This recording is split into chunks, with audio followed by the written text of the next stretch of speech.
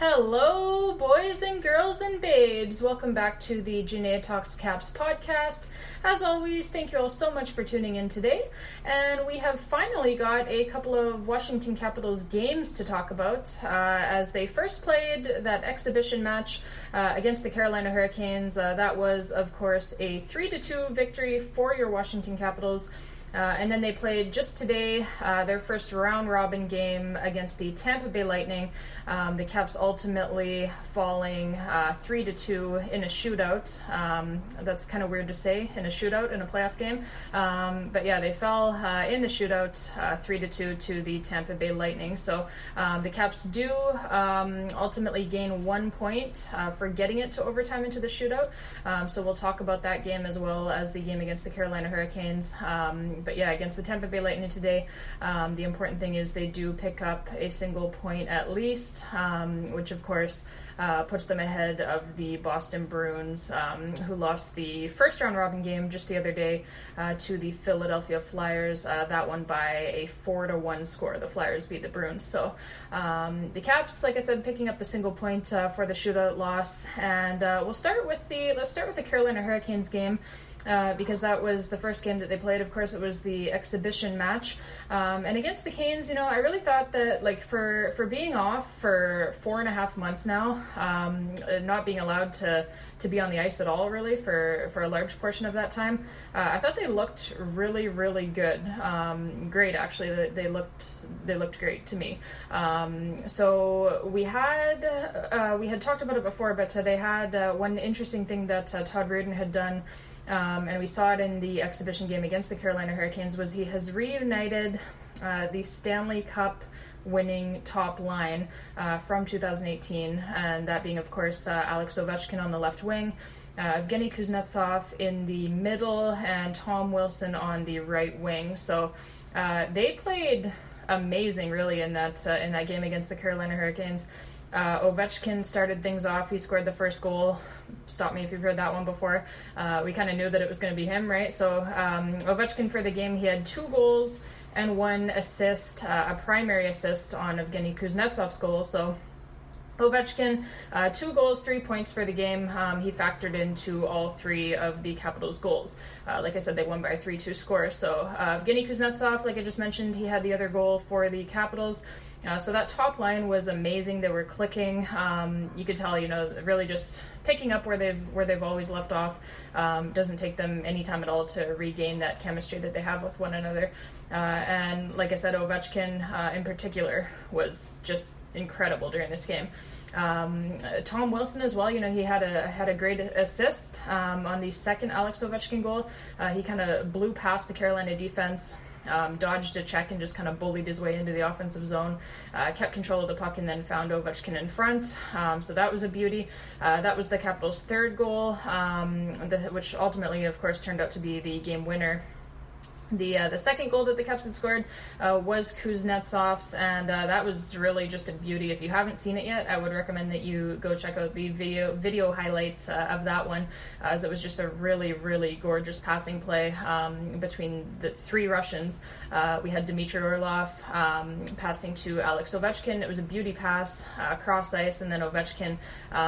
Everyone in the building, I think, and to be clear, there's not many people in the building at these games. There's no fans, of course, in attendance. But everybody on both benches, I think, thought that Ovechkin was going to shoot this puck, including Hurricanes goaltender Peter Mrazek, and Ovechkin, he didn't. He faked him out and passed it over to Kuznetsov for the backdoor wide open net tap in. So beauty goal. And then the first goal of the game, like I said, was scored by Alex Ovechkin as well. And this was just, typical vintage Ovechkin, just an absolute bomb of a slap shot for the goal. So he kind of blasted it right through Peter Mrazek. And another thing that I really noticed in this game against Carolina was that the defense looked just much better, much more organized than it had in the regular season. So that is very encouraging. We'll get into that a little bit more later in this episode as well. but we could see it right away from this exhibition match. And then Braden Holtby, he played the first 2 periods against the Hurricanes. Vitek Vanacek played the 3rd period, so both goalies were really, really good. Overall, they combined to stop 25 of the Hurricanes' 27 shots for the game. So Holtby was, like I said, really good. The 1 goal that they had scored on him, it probably shouldn't even have counted, as the net was kind of coming off, but what are you going to do? And Vanacek, he won the backup job over Phoenix Copley with Ilya Samsonov, of course, being out injured. So Samsonov, if you missed it, he will miss the postseason, as he was injured before we got back for Phase 4 of the NHL here. So he's out. We're not going to see him during the postseason. So it was between familiar face Phoenix Copley and the youngster Vitek Vanacek for the backup job, and Vanacek has won that job. He's a really talented kid. He played very well in the 20 minutes of action that he saw against the Hurricanes. He came into the game in the 3rd period, like I said. He started the 3rd period, and he had to face a 5-on-3 power play pretty much right away, so he made a number of really big saves. So I thought that he was really, really good in this game, and certainly looked like he is going to earn and deserve that backup role behind Braden Holtby. And then we get to today's game. So against the Tampa Bay Lightning, it's the first meaningful-ish game that the Caps have played in nearly 5 months. So the first period, a number of things that I noticed. The Capitals' speed was really on display. Carl Hagelin got a breakaway pretty much right off the bat. Unfortunately, he couldn't bury it. He didn't score, but he got a breakaway just using his speed. Radko Gudas, he was in the lineup because John Carlson was out for this one. So Radko Gudas, he makes a huge block on a 3-on-1 for the Bolts. So it really just it goes to show you, I think, how important that depth really is. Having a guy like Radko Gudas, what am I saying? Having a guy like him who played 63 games and was plus 15, by the way, as well, during the regular season. So having a guy like that who can step right in if someone does get injured, it's really important. Obviously, making the trade just prior to the trade deadline for Brendan Dillon, that really bolstered the Caps' depth. Michael Kempny is healthy now as well. We've talked about that. So Radko Gudas, for now, he's out of the lineup kind of on a regular basis when everyone's healthy. But it's really important having a guy like that who can step right in and play if somebody does get injured. Like I said, he played 63 games for the Caps during the regular season. He was plus 15. He's more than capable. So their depth will be really important going into the playoffs, as you almost always have injuries, and it was on display here today against the Tampa Bay Lightning. So the hits as well. Now the Caps, as we know, for the entire NHL, they have, of the top 10 hitters in the entire National Hockey League this season, the Capitals have 5 of them. So Alex Ovechkin, Tom Wilson, and Garnet Hathaway up front, and then Brendan Dillon and Radko Gudas on the back end. So of the top 10 guys in the entire National Hockey League, the top 10 for hits, 5 of them play for your Washington Capitals. So that, I really love that. That's amazing. It's exactly the style that we love to see them play, as it's very effective. And the Caps for this one against the Bolts, they had 17 hits in just the first period alone, 6 by the top line. So they were all over the place. And that is, like I said, that's exactly how this team needs to play. They're bigger and heavier than any other team in the league. And we've certainly seen, obviously in 2018 when they won the Stanley Cup, how that's a recipe for success in the playoffs, especially. So maybe not so much in a singular round-robin game, but certainly in a best-of-7 playoff series, we've seen how being that physical really wears down the opposition team over the course of a playoff series.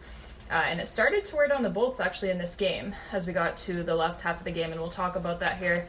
But yeah, heading into the second period, the Caps' physical play was not only starting to wear the Bolts down, but it was drawing penalties as well, drawing power plays for the Caps. So I was not originally going to, and you can't really fully judge the power play when the NHL's leading scorer among defensemen, that being John Carlson, is out of the lineup.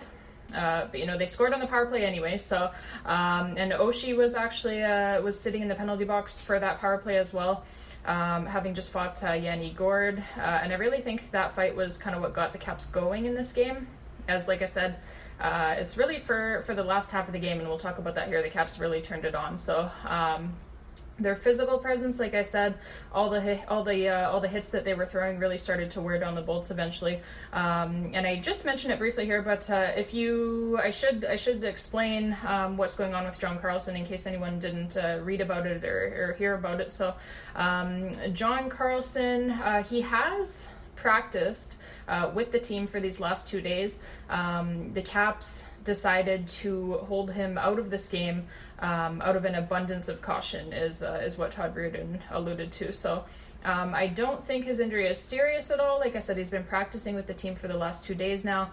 Of course, he was injured in that game, that exhibition match against the Carolina Hurricanes. He left about halfway through the third period after kind of getting tangled up and falling awkwardly into the boards. So he left about halfway through the third period in that Hurricanes game. He missed 1 day of practice. The Caps had an off day the next day, and then he's practiced. He's taken part in the 2 most recent practices for the Caps. So, like I said, I don't think it's too serious, but they held him out of this game out of an abundance of caution. Obviously, you don't want him getting any more injured. These are round robin games that they're going to play now. The first 3 games anyway here, against Tampa Bay, against Philadelphia on Thursday, and then against Boston on Sunday. So being that they're round robin games, they matter a little bit because you're playing for seeding, but it's not like it's not do or die, right? So you don't want to throw Carlson in there if he's not 100% healthy. Just let him get better and have him ready for the first round of the actual Stanley Cup playoffs. So anyways, like I said, TJ Oshie fighting Yanni Gourde. The Caps were down 2-0 at that point in the game, and like I said, I really think that fight was what got the Caps going. Great leadership from TJ Oshie, as per usual. So basically, after that fight, we've seen this many times this year, but the NHL's leader in comebacks, the Washington Capitals, they would come back again and tie it up 2-2 before the end of the second period. So the 2 goals actually for the Caps looked really similar. They were crashing the net. You love to see that. Richard Panik got the first one, and then Evgeny Kuznetsov on the power play gets the second one. So the Caps, to finish off the second period, like I said, their physical play was really starting to wear down the Tampa Bay Lightning, and you could see it. The Caps had the last 8 shots of the second period and scored 2 goals. So that's exactly what the doctor ordered. That's exactly what we want to see. And like I said, the Caps really cranked it up, turned it on in the last half of this game. They outshot Tampa Bay by a 19-8 count since the Bolts had gone up 2-0. So I think the Caps were maybe a little bit sleepy for the first half of the game. Like I said, it's the first meaningful-ish game that they've played in almost 5 months. So you can kind of understand that. But yeah, they were kind of sleepy through the first half and then really woke up for the last half of this game. So we would, after the Caps had tied the game 2-2, it would stay like that. So we would eventually go to overtime, which was just a 5 minutes overtime period of 3-on-3 hockey. Just like the regular season, since it's just the round robin, so it's not like these qualifying round games where they're playing like continuous sudden death 20-minute overtime periods.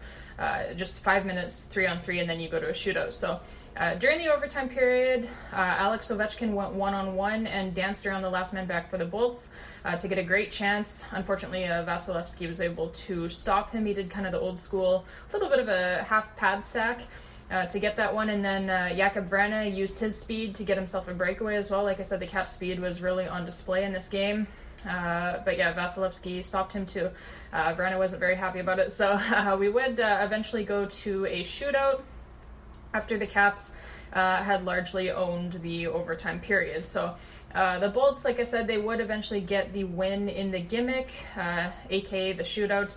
But overall, I think that for the Bolts, they can't be happy with how they were outplayed, run over really in the last half of this game, nor can they be happy with blowing a 2-goal lead. And their head coach, John Cooper, kind of said as much after the game as well. So, and there's no shootouts once we get to the actual Stanley Cup playoffs. So, I don't think the Caps are too worried about losing this one in the gimmick. So, the Caps, however, they should certainly be happy, as I am happy, with the way that they played and came back in this game, and with the way that the Caps were going. Had this been a Stanley Cup playoff game with the continuous sudden death overtime rules like normal, then I think that we definitely would have seen a different team coming out victorious in this one, because the Caps had been all over the Bolts, like I said, for the last half of this game and through overtime. So they do, like I said, the Caps, they do get the 1 point, so they're ahead of the Boston Bruins. Wouldn't it be something if Boston, who wins the President's Trophy, wouldn't it be something if they fall all the way to being the number 4 seed through this round robin? But yeah, Braden Holtby, he was calm and cool throughout, stopped 26 of the Bolts' 28 shots. The fourth line for the Capitals, just incredible. Richard Panik, and then Nick Dowd and Garnet Hathaway, as they always are. They were just amazing, all over it, all over the ice, all over the puck, all up in the Bolts' faces. Of course, Richard Panik got the goal. They could have had a couple more as well. They were just, like I said, all over the place. So they're amazing. And then you could definitely, the other thing I had noticed was you could definitely feel John Carlson's absence, particularly in the breakouts from our own zone. But for John Carlson, he usually plays about half of the game, right? So, of course, you would miss him.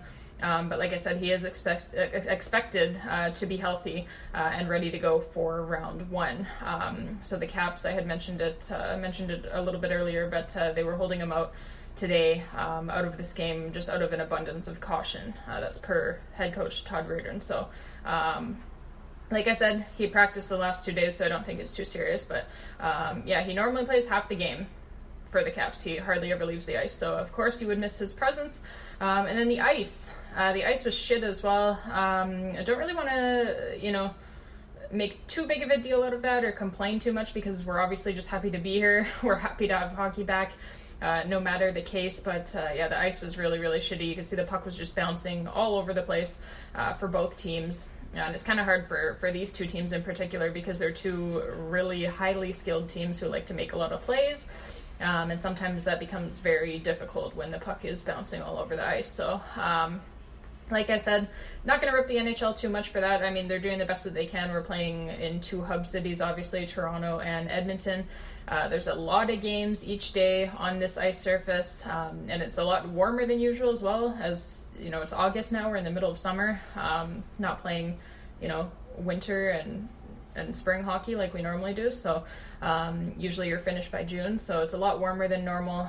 So not gonna rip them too much, not gonna make too big of a deal out of it, but hopefully they can find a way to make it a little bit better as we head to the actual Stanley Cup playoffs.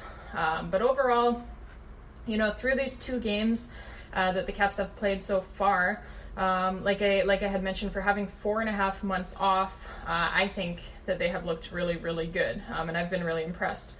But not surprised, because this is a veteran team that has won a Stanley Cup recently. They know what it takes to win. They understand that even if these games aren't do or die right now, they definitely understand how important it is to be playing well heading into that first round of the Stanley Cup playoffs, and so they are taking this very seriously.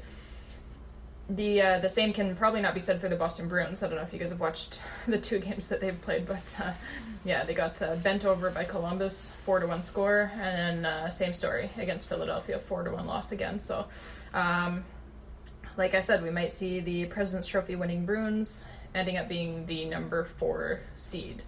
after this round robin. So.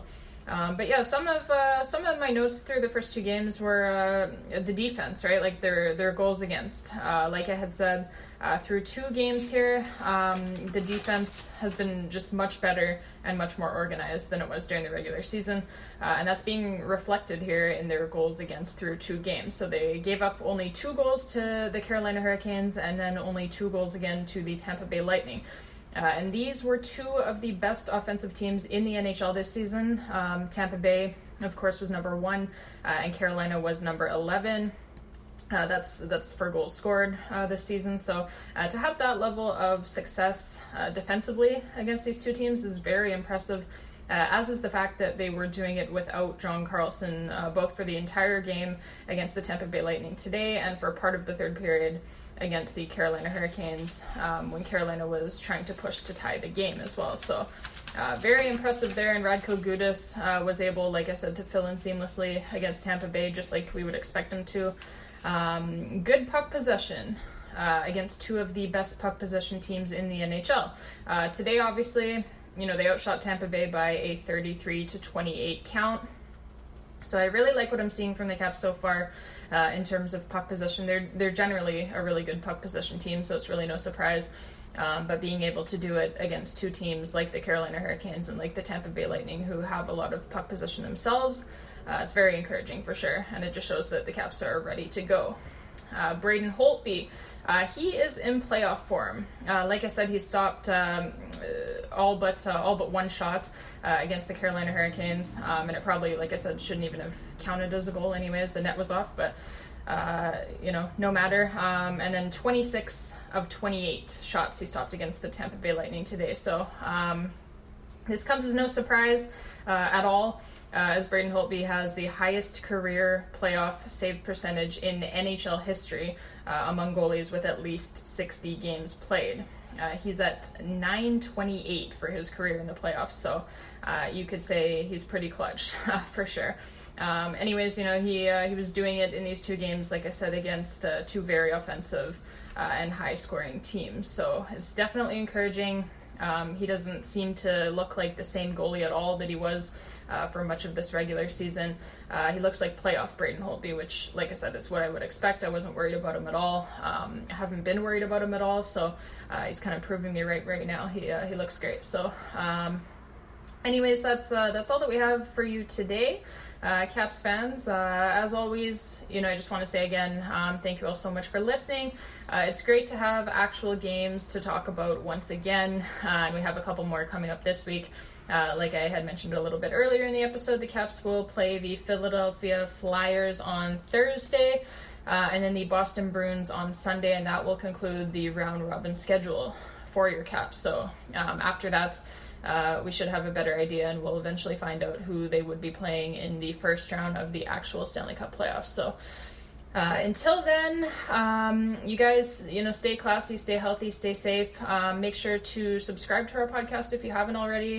We are on Apple Podcasts, on Spotify, on Google Podcasts, on iHeartRadio, on Stitcher, on TuneIn, on Podcast Addict, pretty much like anywhere and everywhere that you would get your podcast from, we are on there. So subscribe, share us with your friends and your family and your fellow Caps fans, fellow hockey fans, really, and let's have some fun as we continue going through the playoffs here. And leave us I almost forgot to say that, but leave us a review if you feel so inclined as well.